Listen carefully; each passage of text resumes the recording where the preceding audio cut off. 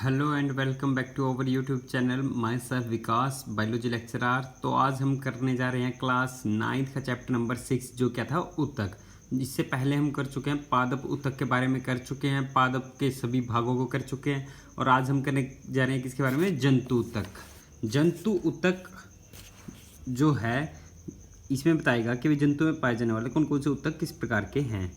तो जब हम सांस लेते हैं यानी सांस ले रहे हैं तो कौन सी गैस लेंगे, ऑक्सीजन अंदर की तरफ लेंगे तो छाती क्या हो जाती है, फूल जाती है। तो अपनी छाती की गति को महसूस कर सकते हैं। तो शरीर के ये अंग कैसे गति करते हैं कि ये अंग किस प्रकार से, इसके अंदर कौन से ऊतक कोशिकाओं से मिलकर बने हुए हैं, जो इसके लिए हमारे पास कुछ विशेष कोशिकाएं होती हैं। इसके लिए क्या हमारे पास विशेष कोशिकाएं होती हैं, जिन्हें हम कौन सी कोशिकाएं कहते हैं, पेशीय कोशिकाएं कहते हैं। जो कोशिकाओं का फैलना और सिकुड़ना और अंगों को गति प्रदान करता है। यही क्या करेगा, शरीर के अंगों को, कोशिकाओं का फैलना, सिकुड़ना और अंगों को क्या करेगा, गति प्रदान करता है। जैसे अब क्या रहा है, सांस लेते समय हम ऑक्सीजन को लेते हैं, ये बात आपको पता ही है, श्वसन वाली बात है। यह ऑक्सीजन कहाँ जाती है, फेफड़ों में जाती है। यह फेफड़ों के द्वारा अवशोषित की जाती है, ठीक है।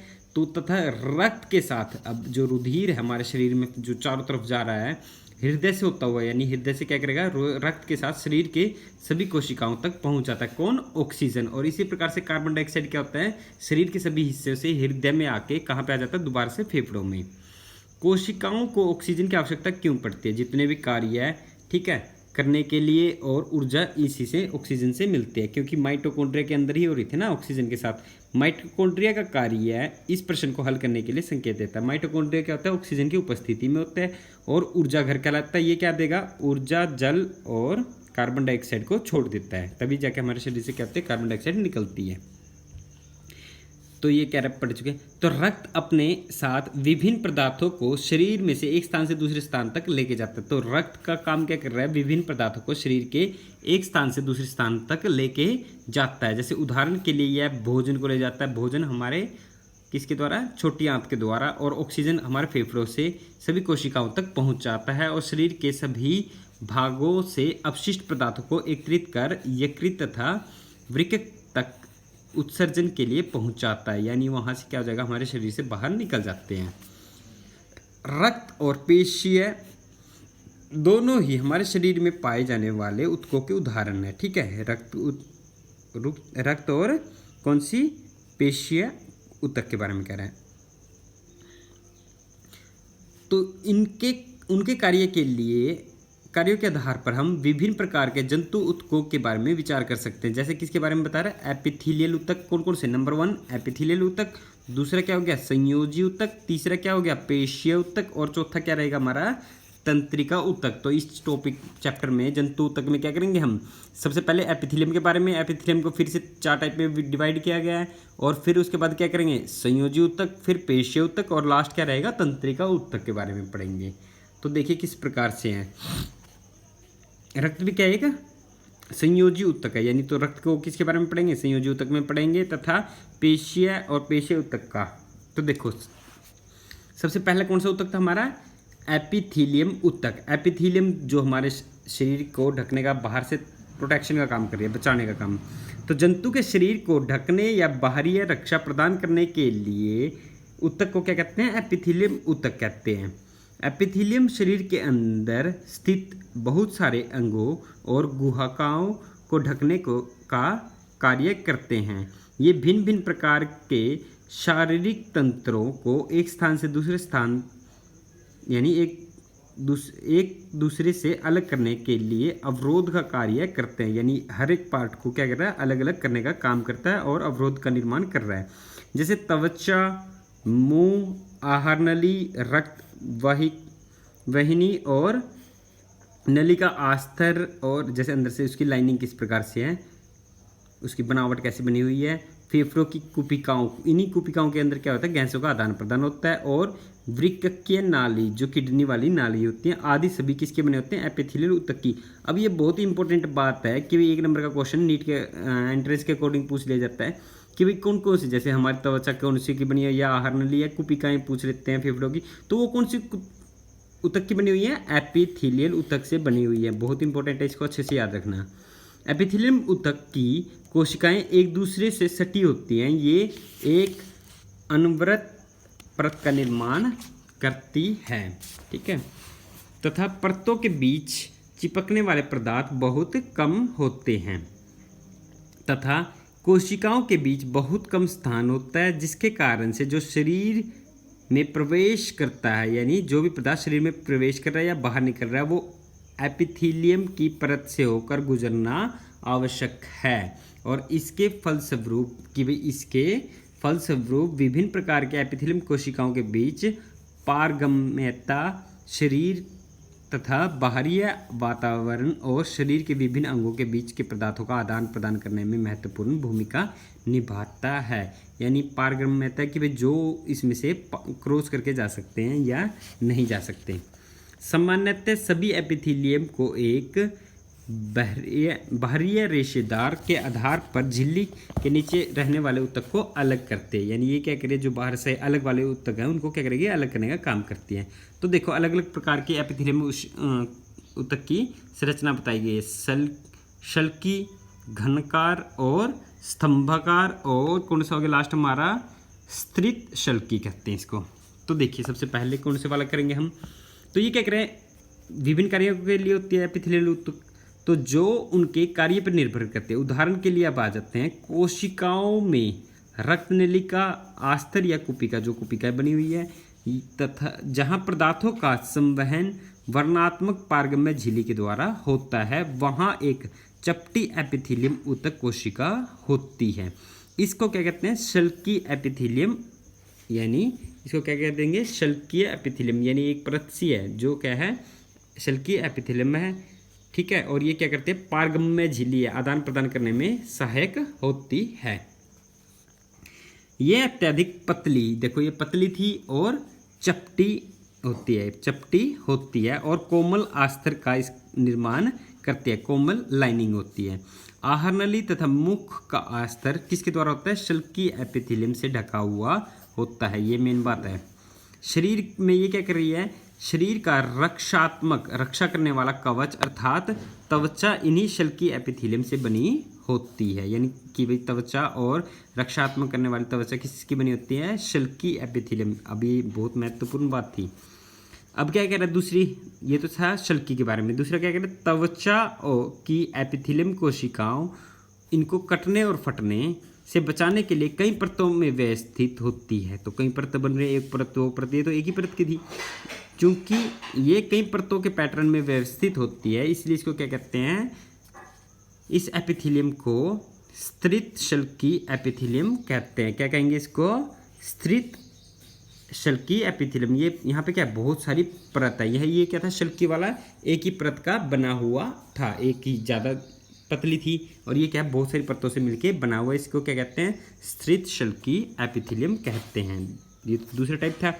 तीसरा देखते हैं, जहाँ अवशोषण यानी लेना और स्त्रावन यानी स्त्रावित करना, निकलना, जैसे आंत के भीतर का आस्तर, जो हमारे आंत है उसके अंदर की लाइनिंग जो है, वहाँ एक लंबे एपिथेलियम कोशिकाएं मौजूद होती हैं। ये कैसी होती है, स्तंभाकार एपिथेलियम अवरोध को पार करने में सहायता प्रदान करता है। जैसे श्वास नली में स्तंभाकार एपिथेलियम के ऊतक में क्या पाए जाते हैं, सीलिया पाए जाते हैं। ये जो क्या है, स्तंभाकार, स्तंभ जैसे ये जो लंबे लंबे दिख रहे हैं ना, इसलिए इनके यहाँ पे क्या उपस्थित है, सीलिया प्रेजेंट होते हैं। ये क्या करते हैं, मूवमेंट करते हैं, हिलते रहते हैं, यानी खाना को अंदर ले जाना हो या किसी भी चीज़ को अंदर बाहर ले जाने का काम करते हैं। ये हजारों की संख्या में होते हैं।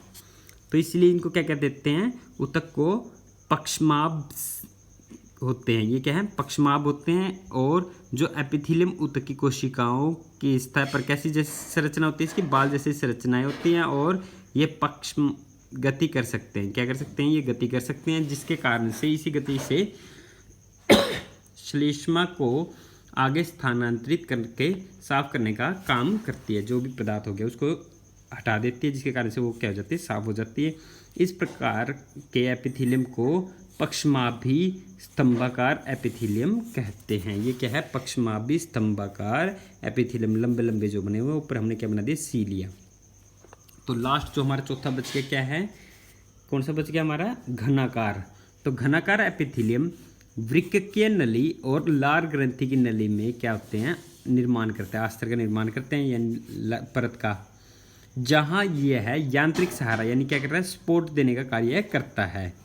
ये कोशिका प्रायः ग्रंथीय कोशिका कहलाते हैं, क्योंकि लार क्या करते हैं, सलाइवरी अमाइलेज जो एंजाइम था लाला रस उसको क्या करता है, स्रावित करता है के रूप में अतिरिक्त विशेषता ऊर्जित करती है, यानी टाइलिन एंजाइम था ना वो, जो एपिथेलियम ऊतक की सतह पर पदार्थों का स्राव कर सकती है, और कभी कभी एपिथेलियम ऊतक का कुछ भाग अंदर की ओर मुड़ा हुआ होता है और बहुत सारी कोशिकाएं ग्रंथियों का निर्माण करती है। यानी ये जो आपका ग्रंथिल एपिथेलियम इसी को कहेंगे, जो क्या करेंगे, बहुत सारी ग्रंथियां क्या करती हैं, हार्मोन को बनाती है। हार्मोन क्या करेंगे, बनेंगे कहीं और, कार्य कहीं और करते हैं हमारे शरीर के अंदर। तो यही वाला क्या कहलाता है, हमारा घनाकार वाला एपिथेलियम था। ये क्या था, घनाकार। और इसी में जो लास्ट हिस्सा बताया, किसके बारे में बताया, ग्रंथीय एपिथेलियम। जो ग्रंथियाँ इस प्रकार से होती है, इस प्रकार से अंदर की तरफ से चली गई होती है। तो ये क्या करते हैं, यहाँ से क्या करेंगे, ये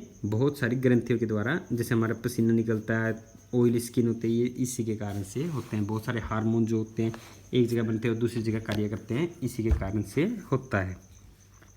अब दूसरा जो प्रकार है किसका, संयोजी ऊतक। नाम से पता चल रहा है संयोजन, जोड़ने का काम करता है। यह एक प्रकार का संयोजी ऊतक है। जो संयोजन ऊतक क्यों कहते हैं, क्योंकि संयोजी ऊतक की कोशिकाएं आपस में कम जुड़ी होती हैं और अंतर कोशिकाओं यानी आधात्री यानी मैट्रिक्स में धसी होती है।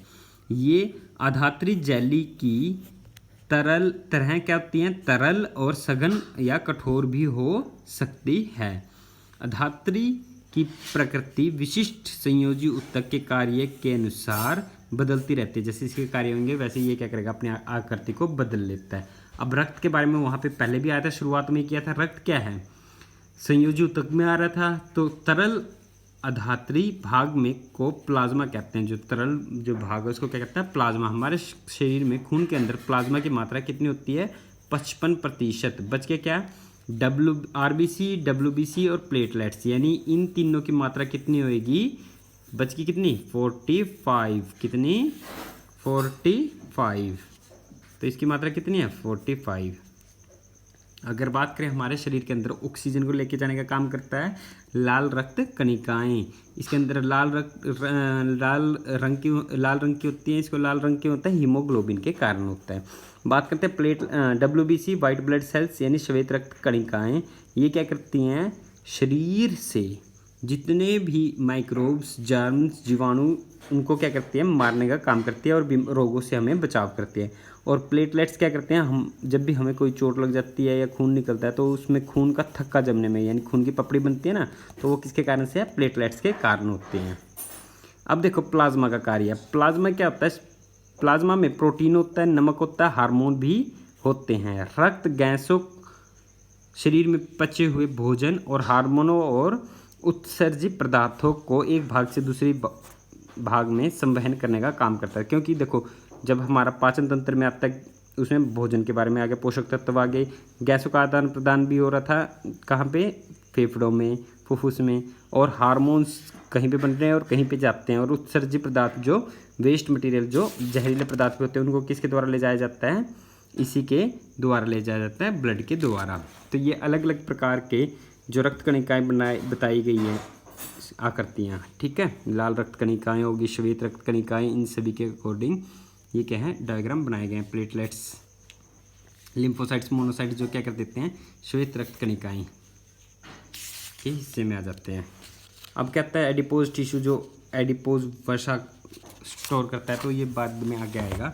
तो देखिए अब बात करता है किसके बारे में, अस्थि संयोजी ऊतक। अस्थि मतलब बोन। बोन क्या करता है, अस्थि पिंजर, हड्डियों का ढांचा जो बना होता है। तो देखो अस्थि संयोजी ऊतक का एक अन्य उदाहरण है जो क्या कर देता है, अस्थि पंजर का निर्माण कर शरीर को आकार प्रदान करती है, ठीक है, आकार प्रदान करती है।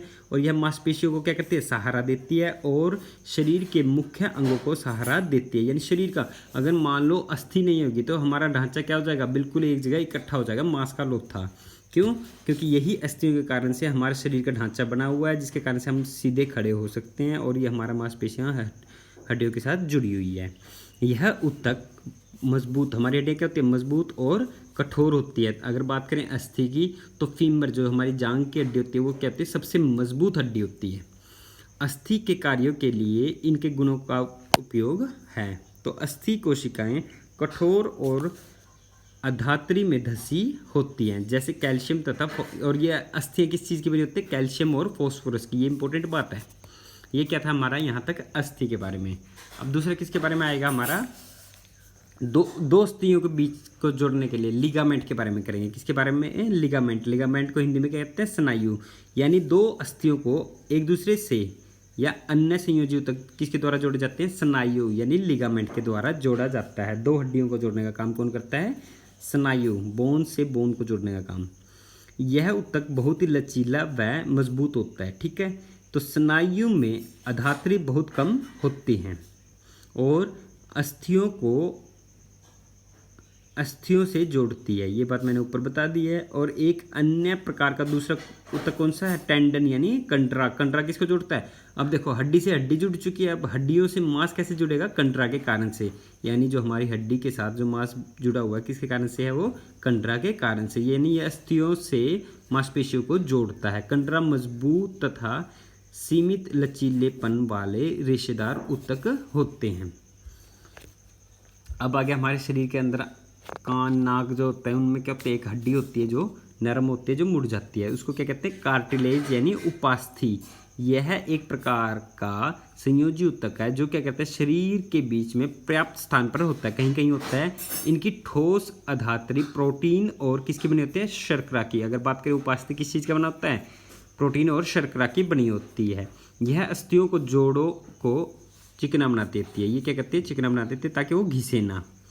उपास्थि नाक, कान, कंठ और श्वास नली में उपस्थित होता है। हम कान की उपास्थि को मोड़ सकते हैं ना, तो वो क्या होती है? परंतु हाथ की अस्थि हड्डी को नहीं मोड़ सकते। क्यों? क्योंकि ये क्या है? इसमें लचीलापन, उपास्थि में क्या है? लचीलापन उपस्थित होता है, लेकिन किसमें? अस्थि में लचीलापन नहीं होता। क्यों? वो कठोर और मजबूत होती है और सहारा देने का कार्य करती हैं। अब बात करते हैं किसके बारे में? एरियोलर संयोजी ऊतक के बारे में। एरियोलर संयोजी ऊतक त्वचा और मांसपेशियों के बीच, किसके बीच में है? त्वचा और मांसपेशियों के बीच रक्त नलिकाओं को चारों ओर तथा नसों और अस्थि मज्जा में पाया जाता है। एरियोलर टिश्यू यह शरीर की खाली भागों को भरता है। यानी कौन? एरियोलर ऊतक। तो आंतरिक भागों को सहारा प्रदान करता है और ऊतकों की क्या करता है? ये मरम्मत करने का भी कार्य करता है। ये क्या था आपका? Areolar tissue. एडिपोज आएगा, वो क्या करेगा? हमारे शरीर में वसा को एकत्रित करेगा। हमारे शरीर में वसा कहाँ संचित होता है? एडिपोज में। तो वसा का संग्रह करने के लिए वसाम्य ऊतक त्वचा के नीचे, यानी कौन सा? वसाम्य ऊतक त्वचा के आंतरिक अंगों के बीच में पाया जाता है। इन ऊतकों की कोशिकाएं वसा की गोलिकाओं से भरी होती है और वसा का संग्रहण के कारण यह ऊष्मीय कुचालक का कार्य करती है। अब लास्ट थर्ड टॉपिक आ गया हमारा, थर्ड पार्ट इसका। जंतु ऊतक का कौन सा? पेशीय ऊतक। पेशीय ऊतक क्या होती है? पेशीय ऊतक लंबे कोशिकाओं का बना हुआ होता है, जिसमें कहते हैं पेशीय रेशा भी कहा जाता है। यह हमारे शरीर को गति के लिए उत्तरदायी होती है। पेशियों में एक विशेष प्रकार का प्रोटीन होता है जो जैसे हमारी क्या होती है? सिकुड़ने वाला प्रोटीन कहलाता है। कौन सा? और संकुचन और प्रसारण के लिए गति होती है, तो वो कौन सा है? सिकुड़ने वाला प्रोटीन। ठीक है, कॉन्ट्रैक्टाइल प्रोटीन कह देते हैं उसको। उसे क्या कहते हैं? पेशीय ऊतक। जो हम जैसे संकुचन और प्रसारण, जैसे हाथ को फैला रहे हैं या मोड़ रहे हैं, किसी भी प्रकार से कोई भी कार्य करते हैं। तो अब देखो, दो डेफिनेशन देगा कि भाई क्या कहेगा? ऐच्छिक और अनैच्छिक कोशिकाओं के बारे में, पेशीय ऊतक के बारे में।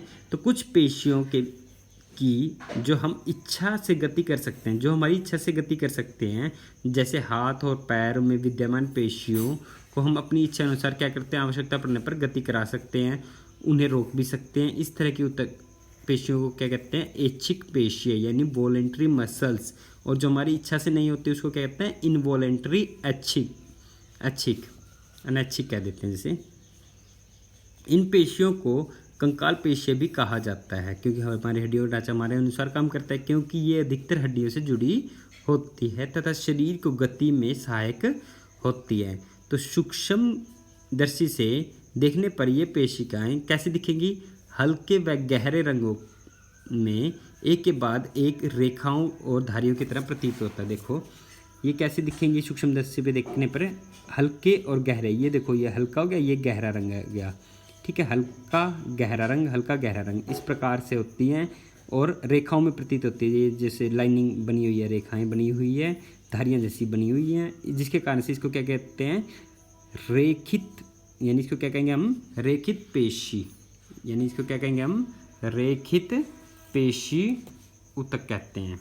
ठीक है, इसमें बहुत सारे केंद्रक हैं, ये क्या हैं, धारियाँ बनी हुई है बहुत सारी, और कहीं कहीं गहरे हैं और कहीं कहीं कम गहरा है, ठीक है, हल्के रंग के हैं।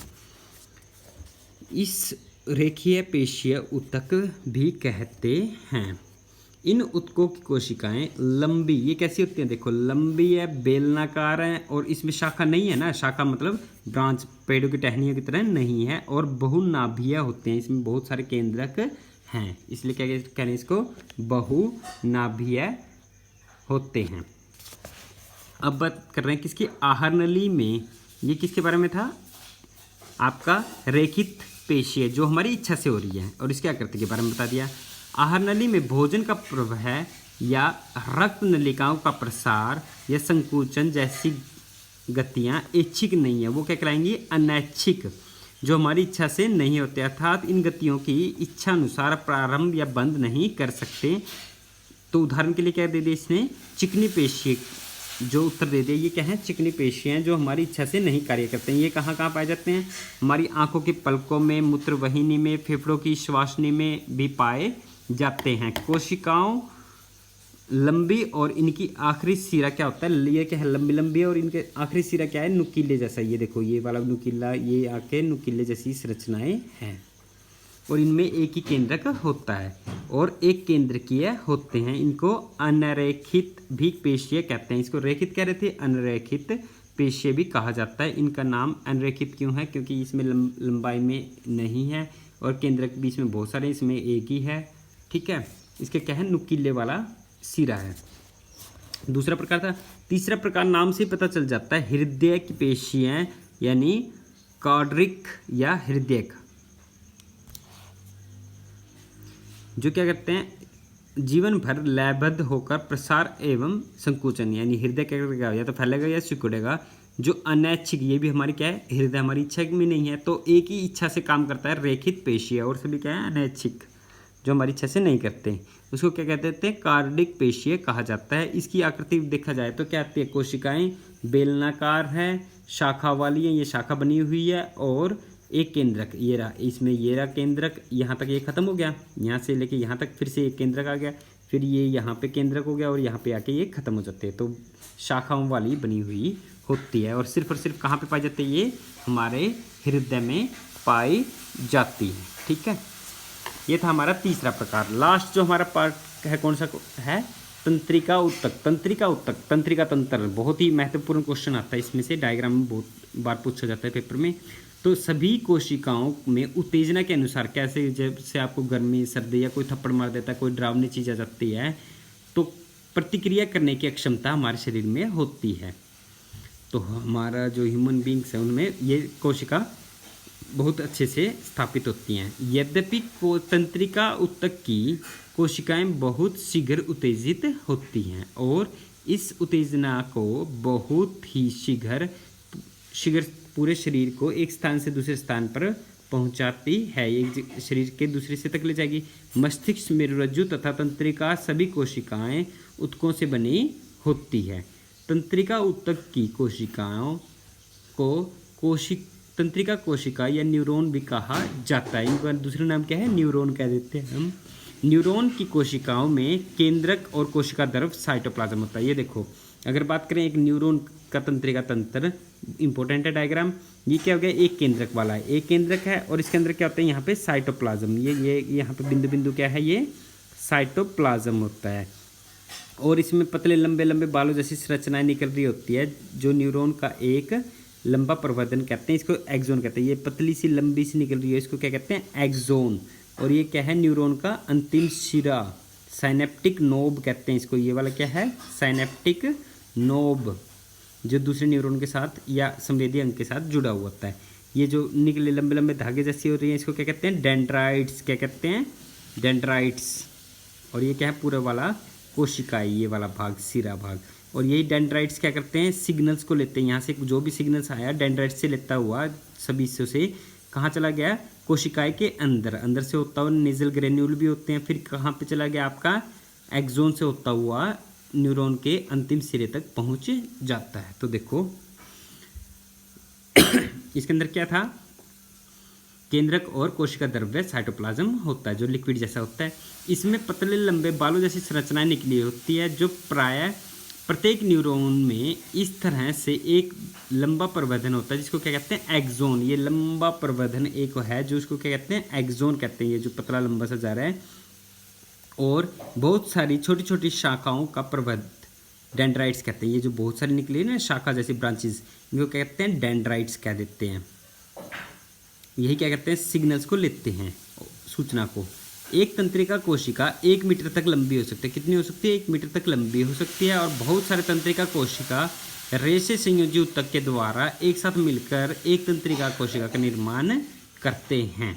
ठीक है, तंत्रिका रेशे से गुजरने वाले संवेदी को तंत्रिका संपदन कहते हैं और ये अपनी इच्छा अनुसार अपनी पेशियों की गति करने में सहायक होता है। तंत्रिका तथा पेशीय ऊतकों का कार्यात्मक संयोजन प्रायः सभी जीवों का मौलिक अधिकार है या मौलिक है, यानी मौलिक इकाई है। साथ ही यह संयोजन उत्तेजना के अनुसार जंतुओं में गति प्रदान करने में सहायक होता है। ये था आज का हमारा पादप ऊतक के बारे में। ठीक है, आपको अच्छे से समझ में आया होगा। अगर कोई कमी है तो आप पूछ सकते हैं। वीडियो को लाइक ज़रूर करें, अगर सब्सक्राइब नहीं किया तो सब्सक्राइब भी ज़रूर करें। Thank you so much.